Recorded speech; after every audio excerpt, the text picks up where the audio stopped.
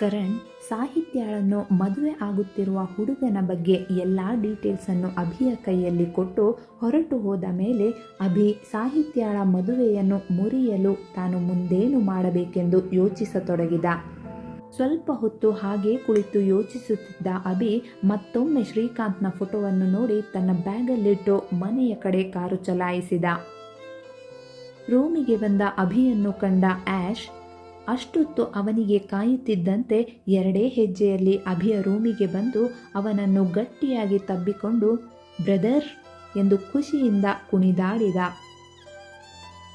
ಅಭಿಲಾಷ್, ನನಗೆ ತುಂಬ ಸುಸ್ತಾಗಿದೆ, ಒಂದು 10 ನಿಮಿಷ ಬಿಟ್ಟು ಬರ್ತೀಯಾ ಪ್ಲೀಸ್ ಎಂದು ಕೇಳಿದಾಗ, ತಗೊಳಪ್ಪ, ನನ್ನ ಬ್ರದರ್ ಬಾಯಿಂದ ಇದೇ ಮೊದಲನೇ ಬಾರಿ ಸುಸ್ತು ಅನ್ನೋ ವರ್ಡ್ ಕೇಳ್ತಿರೋದು.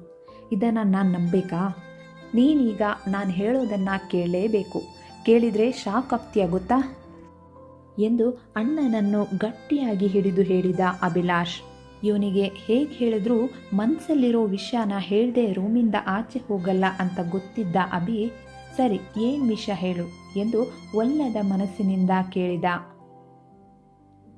ಬ್ರದರ್, ನನ್ನ ಮದುವೆ ಮುಂದಿನ ತಿಂಗಳು ಫಸ್ಟ್ ವೀಕಲ್ಲೇ ಮಾಡಿ ಮುಗಿಸೋ ಪ್ಲ್ಯಾನ್ ಮಾಡಿದ್ದಾರೆ ಮಮ್ಮಿ ಎಂದು ಉತ್ಸಾಹದಿಂದ ಹೇಳಿದವನ ಮಾತಿಗೆ, ವಾಟ್, ಮುಂದಿನ ತಿಂಗಳ ಎಂದು ಆಶ್ಚರ್ಯದಿಂದ ಕೇಳಿದ ಅಭಿಷೇಕ್. ಎಸ್ ಬ್ರದರ್, ಶಾಕ್ ಆಯ್ತಲ್ವಾ? ನಾನು ಹೇಳಿಲ್ವಾ ನಿಂಗೆ ಶಾಕ್ ಆಗುತ್ತೆ ಅಂತ? ನನಗೂ ಮಮ್ಮಿ ಹೇಳಿದಾಗ ಶಾಕ್ ಆಗಿತ್ತು ಗೊತ್ತಾ ಎಂದು ಕಣ್ಣಗಲಿಸಿ ಹೇಳಿದ ಅಭಿಲಾಷ್. ಅಲ್ಲ ಆ್ಯಶ್, ಈ ತಿಂಗಳಲ್ಲಿ ಇನ್ನು 1 ವಾರ ಇರೋದಷ್ಟೇ ಅಲ್ವೇನೋ ಎಂದು ಮತ್ತೆ ಕೇಳಿದ ಅಭಿಷೇಕ್. ಎಸ್ ಬ್ರದರ್, ಮತ್ತೆ 1 ವರ್ಷ ಅದೇನೋ ದಿನ ಚೆನ್ನಾಗಿಲ್ವಂತೆ, ಅದಕ್ಕೆ ಬೇಗ ಮದುವೆ ಮಾಡಿ ಮುಗಿಸೋಣ ಅಂದರು ಮಮ್ಮಿ ಎಂದು ಖುಷಿಯಿಂದ ಹೇಳಿದ ಅಭಿಲಾಷ್. ಮಮ್ಮಿ ಹೇಳಿದ್ರಾ? ಇಲ್ಲ ನೀನೇ ಹೇಳಿದ್ಯಾ? ಹುಬ್ಬು ಹಾರಿಸುತ್ತಾ ಕೇಳಿದವನ ಮಾತಿಗೆ, ಹೇ ಇಲ್ಲ ಬ್ರೋ, ನಿಜವಾಗ್ಲೂ ನಾನು ಹೇಳಿಲ್ಲ ಎಂದು ತಲೆ ಅಲ್ಲಾಡಿಸಿದ ಅಭಿಲಾಷ್. ಸರಿ, ಇದ್ರ ಬಗ್ಗೆ ಮಾಮ್ ಹತ್ರ ನಾನು ಮಾತಾಡ್ತೀನಿ ಎಂದು ಕಿರುನಗೆ ಬೀರಿದ ಅಭಿಷೇಕ್. ಮಮ್ಮಿ ಹತ್ರ ಮಾತಾಡ್ತೀಯಾ? ಬ್ರದರ್, ಮದುವೆ ಎಷ್ಟು ಬೇಗ ಬೇಡ ಅಂತ ಮಾತ್ರ ಹೇಳಬೇಡ, ತುಂಬ ಇಷ್ಟಪಟ್ಟಿದ್ದೀನಿ ಅವಳನ್ನ ಎಂದು ಗಾಬರಿಯಿಂದ ಹೇಳಿದವನ ಮಾತಿಗೆ, ಉಫ್ ಆ್ಯಶ್, ನಂಗೆ ಗೊತ್ತು ನೀನು ತುಂಬ ಅರ್ಜೆಂಟಲ್ಲಿದೆಯಾ ಅಂತ. ಮದುವೆ ಮುಂದೆ ಹಾಕೋದ್ರ ಬಗ್ಗೆ ಮಾತಾಡಲ್ಲ ಕಣೋ, ಹೇಗೆ ಮದುವೆ ನಡಿಬೇಕು ಅನ್ನೋದ್ರ ಬಗ್ಗೆ ಮಾತಾಡ್ತೀನಿ ಆಯಿತಾ? ಅಭಿಷೇಕ್ನ ಮಾತಿಗೆ, ಓ ಅಷ್ಟೇನಾ, ಹಾಗಾದರೆ ನಂಗೋಕೆ ಎಂದು ನಗುತ್ತಾ ಹೇಳಿದಾಗ, ಅಲ್ಲ ಕಣೋ, ಅದ್ಯಾಕೆ ಮದುವೆ ಆಗೋಕ್ಕೆ ಅಷ್ಟು ಅರ್ಜೆಂಟ್ ಮಾಡ್ತಿದ್ಯಾ ಮತ್ತೆ ಪ್ರಶ್ನಿಸಿದ ಅಭಿಷೇಕ್. ಅರ್ಜೆಂಟ್ ಏನಿಲ್ಲ ಬ್ರೋ, ಮದುವೆ ಆದಮೇಲೆ ನನ್ನ ಹುಡುಗಿ ನನ್ನ ಕಣ್ಣು ಮುಂದೆನೇ ಓಡಾಡಿಕೊಂಡಿರ್ತಾಳಲ್ಲ ಅಂತ. ಈಗ ನೋಡು, ಅವಳನ್ನು ನೋಡಬೇಕು ಅಂದರೂ ಅವಳು ನನ್ನ ಕೈಗೆ ಸಿಗಲ್ಲ ಸೊಪ್ಪೆ ಮುರೆ ಹಾಕಿ ಹೇಳಿದ ಅಭಿಲಾಷ್. ಅವಳು ಎದುರಿಗಿರಬೇಕು ಅನ್ನೋ ಕಾರಣಕ್ಕೆ ಮದುವೆ ಆಗ್ತಿದೆಯಾ? ಅಣ್ಣನ ಪ್ರಶ್ನೆಗೆ ತಲೆ ಕೆರೆದುಕೊಳ್ಳುತ್ತಾ, ಅಯ್ಯೋ ಬ್ರದರ್, ಅದು ಹಾಗಲ್ಲ ಎಂದು ಮುಂದೇನೋ ಹೇಳಲು ಪ್ರಯತ್ನಿಸಿದಾಗ, ಮತ್ತೆ ಹೇಗೆ ಎಂದು ಮತ್ತೆ ಕೇಳಿದ ಅಭಿಷೇಕ್. ನೀನೂ ಒಬ್ಬಳನ್ನು ಪ್ರೀತಿ ಮಾಡೋ ಗೊತ್ತಾಗುತ್ತೆ. ತಮ್ಮನ ಮಾತಿಗೆ ಅವನ ಮುಖವನ್ನೇ ನೋಡುತ್ತಾ, ಪ್ರೀತಿ ಮಾಡಿದ್ರೆ ಮಾತ್ರ ಗೊತ್ತಾಗೋದಾ ಎಂದು ಮತ್ತೆ ಮತ್ತೆ ಪ್ರಶ್ನೆ ಕೇಳತೊಡಗಿದ ಅಭಿಷೇಕ್. ತಲೆ ಚಿಟ್ಟು ಹಿಡಿದ ಹಾಗಾಯಿತು ಅಭಿಲಾಷ್ಗೆ. ಬ್ರದರ್, ನೀನು ಬಿಟ್ಟರೆ 24 ಗಂಟೆ ಆಫೀಸಲ್ಲೇ ಇರ್ತೀಯ, ಅದೇ ನಿನ್ನ ತವರು ಮನೆ ಅಂದಂಗೆ. ನಿಂಗೂ ಒಂದು ಮದುವೆ ಆಗಲಿ, ಆಮೇಲೆ 24 ಗಂಟೆ ಮನೇಲೇ ಇದ್ದು ಹೆಂಡತಿ ಹಿಂದೆ ಸುತ್ತುತ್ತೀಯಲ್ಲ, ಆಗ ಹೇಳ್ತೀನಿ ಪ್ರೀತಿ ಬಗ್ಗೆ ಎಂದು ಹೇಳಿದಾಗ ಅಭಿಷೇಕ್ ಕಿರುನಗೆ ಬೀರುತ್ತಾ, ಅಂದರೆ ನೀನು ಮದುವೆ ಆದಮೇಲೆ 24 ಗಂಟೆ ಹೆಂಡತಿ ಹಿಂದೆ ಸುತ್ತುತ್ತೀಯ ಅಂತ ಆಯಿತು ಎಂದು ವ್ಯಂಗ್ಯವಾಡಿದಾಗ, ಅಯ್ಯೋ ಬ್ರದರ್, ನಿಂಗೆ ರೆಸ್ಟ್ ಬೇಕು ಅಂದಿಯಲ್ಲ, ರೆಸ್ಟ್ ತಗೋ ಆಯಿತಾ, ನಂಗೆ ಸ್ವಲ್ಪ ಕೆಲಸ ಇದೆ, ಬರಲಾ ಎಂದು ಹೊರಡಲನುವಾದ ಅಭಿಲಾಷ್. ಅಲ್ಲ ಆ್ಯಶ್, ನಾನು ಕೇಳಿದ್ದಕ್ಕೆ ಉತ್ತರ ಕೊಟ್ಟು ಹೋಗು ಎಂದು ಹೇಳುವಷ್ಟರಲ್ಲಿ ಅಭಿಲಾಷ್ ಅಲ್ಲಿಂದ ಜಾಗ ಖಾಲಿ ಮಾಡಿದ್ದ. ಅಭಿಷೇಕ್ ನಗುತ್ತಾ ಮಂಚಕ್ಕೆ ಹೊರಗೆ ಕುಳಿತ. ಅವನಿಗೆ ಸಾಹಿತ್ಯ ನೆನಪಾದಳು. ಮುದ್ದು ಮುಖದ ಚೆಲುವೆ, ಅವಳು ನಿಜವಾಗಿಯೂ ಸಾಗರ್ನನ್ನು ಇಷ್ಟಪಟ್ಟಿರಬಹುದಾ? ಇಷ್ಟಪಟ್ಟಿದ್ದರೆ ಮನೆಯಲ್ಲಿ ಹೇಳಲು ಯಾಕೆ ಹಿಂಜರಿಯುತ್ತಿದ್ದಳು? ಪ್ರೀತಿ ಮಾಡಿದ ಮೇಲೆ ಏನಾದರೂ ಅವಳಿಗೆ ಸಾಗರ್ ಬೇಡ ಅನಿಸಿರಬಹುದಾ? ಅಥವಾ ಸಾಗರ್ಗಿಂತ ಈಗ ಮದುವೆ ಆಗಲು ಹೊರಟಿರುವ ಹುಡುಗನಲ್ಲಿ ಪಾಸಿಟಿವ್ ಕ್ವಾಲಿಟಿಗಳು ಏನಾದರೂ ಜಾಸ್ತಿ ಇದೆಯಾ? ಇಲ್ಲ ಮನೆಯವರಿಗೆ ಈ ವಿಷಯ ತಿಳಿದೇ ಅವಳಿಗೆ ಇಷ್ಟು ಅವಸರದಲ್ಲಿ ಮದುವೆ ಮಾಡಿಸುತ್ತಿರಬಹುದಾ? ಹೇಗೆ ಅವಳ ಬಗ್ಗೆ ತಿಳಿದುಕೊಳ್ಳೋದು? ಅವಳ ಬಗ್ಗೆ ತಿಳಿದುಕೊಳ್ಳೋ ಅಷ್ಟರಲ್ಲಿ ಅವಳು ಮದುವೆನೇ ಆಗೋಗಿರುತ್ತೆ. ಅದೂ ಅಲ್ಲದೆ ಆ್ಯಶ್ ಮದುವೆ ಬೇರೆ ಮುಂದಿನ ತಿಂಗಳೇ. ಅಂದರೆ ಅದು ಇದು ಎರಡು ಒಟ್ಟಿಗೆ ಮಾಡೋದು ಕಷ್ಟ. ಮೊದಲು ಶ್ರೀಕಾಂತ್ ಬಳಿ ಮಾತಾಡಿ ಪ್ರಾಬ್ಲಮ್ ಸಾಲ್ವ್ ಮಾಡ್ಕೋಬೇಕು. ಆಮೇಲೆ ಆ ಹುಡುಗಿ ಬಗ್ಗೆ ತಿಳ್ಕೊಳ್ಳೋಣ ಎಂದು ಯೋಚಿಸಿ ಒಂದು ನಿರ್ಧಾರಕ್ಕೆ ಬಂದು ಶ್ರೀಕಾಂತ್ ನಂಬರ್ಗೆ ಡಯಲ್ ಮಾಡಿದ. ಹಲೋ, ಶ್ರೀಕಾಂತ್ ಹಿಯರ್ ಎಂದು ಅತ್ತ ಕಡೆಯಿಂದ ಬಂದ ಧ್ವನಿಗೆ, hello, good evening Srikanth, I am Abhishek Chakravarthi ಎಂದು ಮಾತು ಪ್ರಾರಂಭಿಸಿದಾಗ, oh really, very good evening Abhishek, ನೀವು ನನಗೆ ಕಾಲ್ ಮಾಡಿದ್ದೀರಾ ಅಂದರೆ ನಿಜವಾಗ್ಲೂ ನನಗೆ ನಂಬಕ್ಕಾಗ್ತಾ ಇಲ್ಲ ಎಂದು ಆಶ್ಚರ್ಯದಿಂದ ಹೇಳಿದ ಶ್ರೀಕಾಂತ್. ನಿಮಗೆ ನನ್ನ ಪರಿಚಯ ಇದೆಯಾ? ಪ್ರಶ್ನಿಸಿದ ಅಭಿಷೇಕ್. ವೈ ನಾಟ್, ಆಲ್ಮೋಸ್ಟ್ ಎಲ್ಲ ಯಂಗ್ ಜನರೇಷನ್ ಬಿಸ್ನೆಸ್ ಪೀಪಲ್ಗಳಿಗೆ ನೀವೇ ಅಲ್ವಾ ರೋಲ್ ಮಾಡೆಲ್, ಅದರಲ್ಲಿ ನಾನೂ ಒಬ್ಬ ಎಂದು ಖುಷಿಯಿಂದ ಹೇಳಿದ Srikanth. Oh thank you Srikanth, thank you very much ಎಂದು ಮುಗುಳ್ನಕ್ಕ ಅಭಿಷೇಕ್. ನೀವು ನಿಮ್ಮ ಬ್ಯುಸಿ ಶೆಡ್ಯೂಲ್ನಲ್ಲಿ ನನಗೆ ಕಾಲ್ ಮಾಡಿದ್ದೀರಾ ಅಂದರೆ ಏನೋ ಕೆಲಸದ ಮೇಲೆ ಇರಬೇಕು ಅಲ್ವಾ ಸರ್? ಶ್ರೀಕಾಂತ್ನ ಪ್ರಶ್ನೆಗೆ, ಎಸ್ ಅಫ್ಕೋರ್ಸ್ ಶ್ರೀಕಾಂತ್, ನಿಮ್ಮಿಂದ ಒಂದು ಹೆಲ್ಪ್ ಆಗಬೇಕು ಎಂದು ನೇರವಾಗಿ ಕೇಳಿದ ಅಭಿಷೇಕ್. ಓ ಗಾಡ್, ನೀವು ನನ್ನ ಹತ್ರ ಹೆಲ್ಪ್ ಕೇಳ್ತಿದ್ದೀರಾ ಅಂದರೆ ನಿಜವಾಗ್ಲೂ ನಾನು ಲಕ್ಕಿನೇ.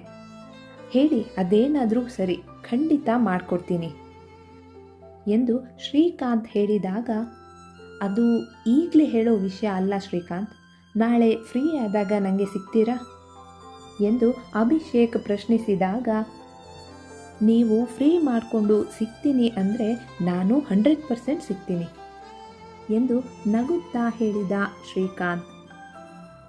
ಥ್ಯಾಂಕ್ ಯು ಶ್ರೀಕಾಂತ್, ನಾಳೆ ಸಿಗೋಣ, ಓಕೆನಾ, ಬಾಯ್ ಎಂದು ಅಭಿಷೇಕ್ ಕಾಲ್ ಕಟ್ ಮಾಡಿದಾಗ ಶ್ರೀಕಾಂತ್ ಮುಖದಲ್ಲಿ ಮಂದಹಾಸವಿತ್ತು. ಅವನಿಗೆ ಚಕ್ರವರ್ತಿ ಕಂಪನಿಯ ರೀತಿ ತಮ್ಮ ಕಂಪನಿಯು ಬೆಳೆಯಬೇಕೆಂಬ ಕನಸಿತ್ತು. ಆದರೆ ಎಷ್ಟೇ ಪ್ರಯತ್ನಿಸಿದರೂ ಚಕ್ರವರ್ತಿ ಕಂಪನಿಯ ಕಾಲು ಭಾಗದಷ್ಟು ಹೆಸರುವಾಸಿಯಾಗಲು ಸಾಧ್ಯವಾಗಲಿಲ್ಲ ಅವನಿಗೆ. ಆದರೆ ಪ್ರಯತ್ನ ಬಿಡದೆ ತನ್ನ ಹಠ ಸಾಧಿಸಬೇಕೆಂದು ಅಭಿಷೇಕ್ ಚಕ್ರವರ್ತಿಯ ಆಗುಹೋಗುಗಳನ್ನು ತಿಳಿದುಕೊಳ್ಳುತ್ತಿದ್ದ. ಅವನ ಪ್ರತಿಯೊಂದು ಚಟುವಟಿಕೆಗಳನ್ನು ಗಮನಿಸುತ್ತಿದ್ದ ಶ್ರೀಕಾಂತ್ಗೆ ಅವನ ವ್ಯವಹಾರ ಜ್ಞಾನದ ಸಾಮರ್ಥ್ಯ ಕಂಡು ಆಶ್ಚರ್ಯವಾಗಿತ್ತು. ಬಿಸಿನೆಸ್ ವಿಷಯದಲ್ಲಿ ಯಾವುದೇ ಒಂದು ಸಮಸ್ಯೆ ಎದುರಾದರೂ ಅದನ್ನು ಚಿಟಿಕೆ ಹೊಡೆಯುವುದರೊಳಗೆ ಬಗೆಹರಿಸುತ್ತಿದ್ದುದನ್ನು ಕಂಡು ಬೆರಗಾಗಿದ್ದ. ಇವೆಲ್ಲವನ್ನು ನೋಡಿ ತಾನು ಅವನ ರೀತಿ ಆಗಬೇಕೆಂದು ತೀರ್ಮಾನಿಸಿ ತನ್ನ ಕಂಪನಿಗಾಗಿ ಹಗಲು ರಾತ್ರಿ ದುಡಿಯತೊಡಗಿದ. ಆದರೆ ಇವತ್ತು ತಾನು ಯಾರ ಹಾಗೆ ಆಗಬೇಕೆಂದು ಯೋಚಿಸಿದ್ದನೋ ಅವರೇ ಕಾಲ್ ಮಾಡಿ ಮಾತನಾಡಿಸಿದಾಗ ತುಂಬ ಖುಷಿಯಾಗಿತ್ತು ಅವನಿಗೆ. ಮರುದಿನ ಜಾಗಿಂಗ್ ಮುಗಿಸಿ ಬರುವ ವೇಳೆಗೆ ಅಭಿಯ ಮೊಬೈಲ್ ರಿಂಗಾಣಿಸಿತು.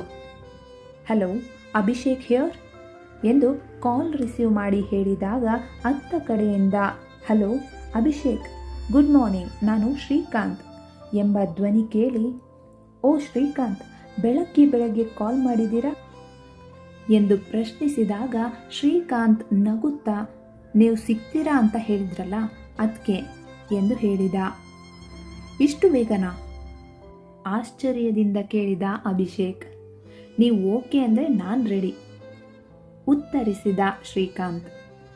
ಅವನ ಮಾತಿಗೆ ಅಭಿಷೇಕ್ ವಾಚ್ ನೋಡುತ್ತಾ, 10 ಗಂಟೆಗೆ ಬನ್ನಿ ಶ್ರೀಕಾಂತ್, ಲೊಕೇಶನ್ ಸೆಂಡ್ ಮಾಡ್ತೀನಿ ಎಂದಾಗ ಓಕೆ ಎಂದು ಹೇಳಿ ಕಾಲ್ ಕಟ್ ಮಾಡಿದ ಶ್ರೀಕಾಂತ್.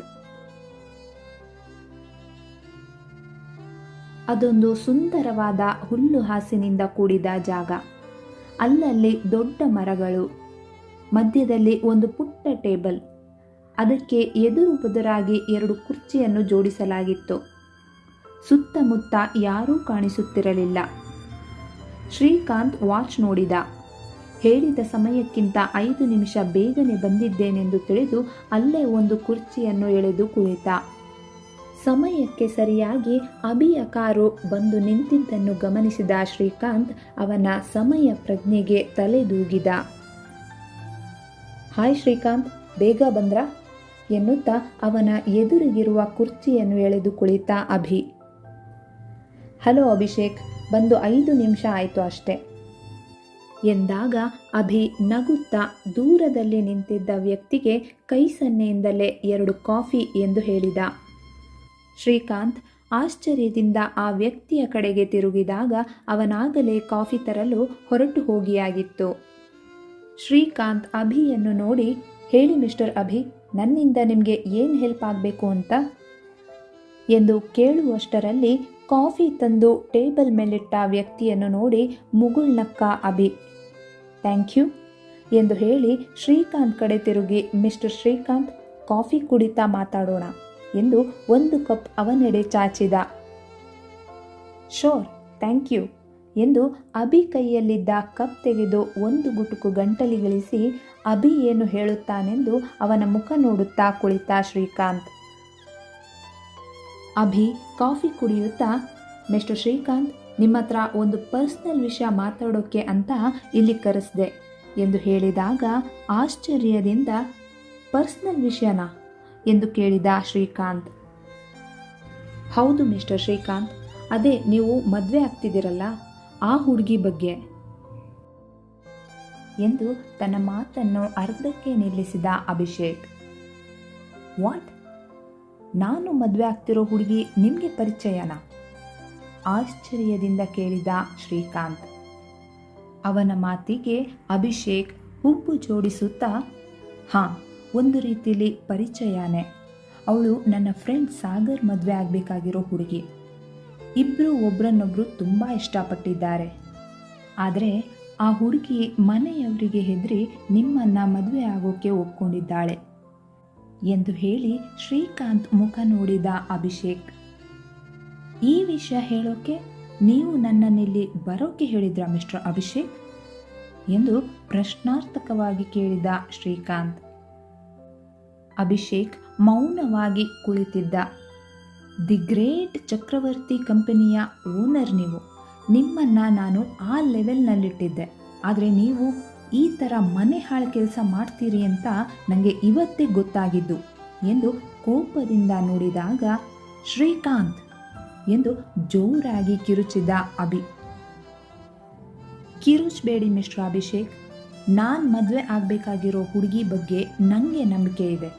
ನಾನು ಅವಳ ಹತ್ರ ಎಲ್ಲ ವಿಷಯನೂ ಕ್ಲಿಯರ್ ಆಗಿ ತಿಳ್ಕೊಂಡೇ ಮದುವೆ ಆಗೋಕ್ಕೆ ಒಪ್ಕೊಂಡಿದ್ದು. ನನಗೆ ಯಾರೂ ಬಾಯ್ ಫ್ರೆಂಡ್ ಇಲ್ಲ ಅಂತ ಅವಳೇ ನನ್ನ ಹತ್ರ ಹೇಳಿದ್ದಾಳೆ. ಅಂದಮೇಲೆ ನಾನು ನಿಮ್ಮನ್ನು ನಂಬಿ ನಿಮ್ಮ ಮಾತು ಕೇಳಬೇಕಾ? ಛೇ, ಯಾವುದೋ ಬಿಸ್ನೆಸ್ ಬಗ್ಗೆ ನನ್ನ ಹತ್ರ ಹೆಲ್ಪ್ ಕೇಳ್ತಿದ್ದೀರಾ? ಅದೂ ಅಲ್ಲದೆ ನಿಮ್ಮ ಹತ್ರ ಕೆಲವೊಂದು ಬಿಸ್ನೆಸ್ ಟಿಪ್ಸ್ ಕೇಳೋಣ ಅಂತ ನಾನಿಲ್ಲಿ ಬಂದರೆ ಯಾವುದೋ ಬೇಡದಿರೋ ವಿಚಾರದ ಬಗ್ಗೆ ಮಾತಾಡ್ತಿದ್ದೀರಲ್ಲ. ನಿಮ್ಮನ್ನು ನಂಬಿಕೊಂಡು ಇಲ್ಲಿಗೆ ಬಂದು ಸುಮ್ಮನೆ ಟೈಮ್ ವೇಸ್ಟ್ ಮಾಡಿದೆ ಎಂದು ಎದ್ದು ಅಲ್ಲಿಂದ ಹೊರಡಲನುವಾದವನನ್ನು ತಡೆದ ಅಭಿ ತನ್ನೆಲ್ಲ ಕೋಪವನ್ನು ಅದುಮಿಟ್ಟುಕೊಂಡು, ಶ್ರೀಕಾಂತ್, ಪ್ಲೀಸ್ ನನ್ನ ಮಾತು ಕೇಳಿ. ನಿಮಗೆ ನಂಬಿಕೆ ಇಲ್ಲ ಅಂದರೆ ನನ್ನ ಫ್ರೆಂಡ್ ಪರಿಸ್ಥಿತಿ ಒಮ್ಮೆ ನೋಡಿ, ನಿಮಗೆ ಅರ್ಥ ಆಗುತ್ತೆ ಎಂದು ಶ್ರೀಕಾಂತ್ಗೆ ಅರ್ಥೈಸಲು ಪ್ರಯತ್ನಿಸಿದ. ಸಾರಿ ಮಿಸ್ಟರ್ ಅಭಿಷೇಕ್, ನನಗೆ ಆ ಹುಡುಗಿ ತುಂಬ ಇಷ್ಟ ಆಗಿದ್ದಾಳೆ. ಅವಳು ಹೇಗಿದ್ಲು ಅನ್ನೋದು ನನಗೆ ಬೇಕಾಗಿಲ್ಲ. ಮದುವೆ ಆದಮೇಲೆ ನನ್ನ ಜೊತೆ ಚೆನ್ನಾಗಿರ್ತಾಳಾ, ಅಷ್ಟು ಸಾಕು ನನಗೆ. Okay, nice to meet you ಎಂದು ಶೇಕ್ ಹ್ಯಾಂಡ್ ಕೊಟ್ಟು ಹೊರಟು ಹೋದ ಶ್ರೀಕಾಂತ್. ಮುಂದೇನು ಮಾಡಬೇಕೆಂದು ತಿಳಿಯದೆ ಅಲ್ಲೇ ಕುರ್ಚಿಯ ಮೇಲೆ ಹಣೆ ಉಜ್ಜುತ್ತಾ ಕುಳಿತ ಅಭಿಷೇಕ್. ಮುಂದುವರೆಯುವುದು.